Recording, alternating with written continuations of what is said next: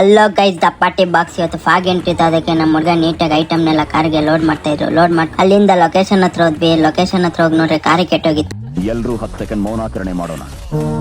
Car ವಿಷಯ ಆಮೇಲೆ ನೋಡೋಣ ಬರ್ರಿ. ಇವಾಗ ಇವೆಂಟ್ ಟೈಮ್ ಆಗೈತೆ ಅಂತ ನಮ್ಮ ಹುಡುಗ ಹೇಳ್ದ. ಅದಕ್ಕೆ ನೀಟಾಗಿ ಐಟಮ್ಸ್ ಎಲ್ಲ ನೀಟಾಗಿ ಅನ್ಲೋಡ್ ಮಾಡ್ತಾ ಇದ್ವಿ. ನಮ್ಮ ಹುಡುಗರೆಲ್ಲ ನೀಟಾಗಿ ಐಟಮ್ಸ್ ಎಲ್ಲ ಚೌಟ್ರಿ ಒಳಗಡೆ ತಗೊಂಡ್ ಹೋದ್ವಿ.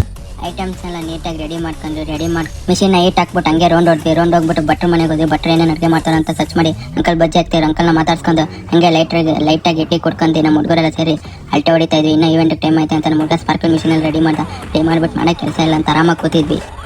ಡೋನರ್ಸ್ ಅವ್ರು ಬಂದಿರೋ ಡೋನರ್ಸ್ ಅವ್ರನ್ನ ನಾವು ಹಂಗೆ ನೋಡ್ಕೊಂಡು ಟೈಮ್ ಪಾಸ್ ಎಲ್ಲ ಬರ್ತಾರೆ ಅಲ್ಲೇ ಇರಪ್ಪ.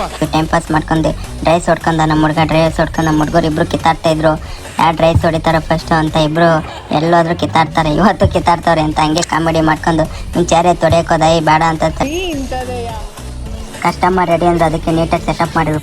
ಪಾಟ್ ಸೆಟಪ್ ಮಾಡಿ ಎಲ್ಲ ಪಾಟ್ ಹಾಟ್ ವಾಟರ್ ಎಲ್ಲ ಹಾಕೊಂಡ್ಬಂದ್ವಿ. ನಾನು ನಮ್ಮ ಹುಡುಗರೆಲ್ಲ ಸೇರ್ಕೊಂಡು ಇವಾಗ ಎಂಟ್ರಿ ಹೆಂಗಿದೆ ನೋಡಿ.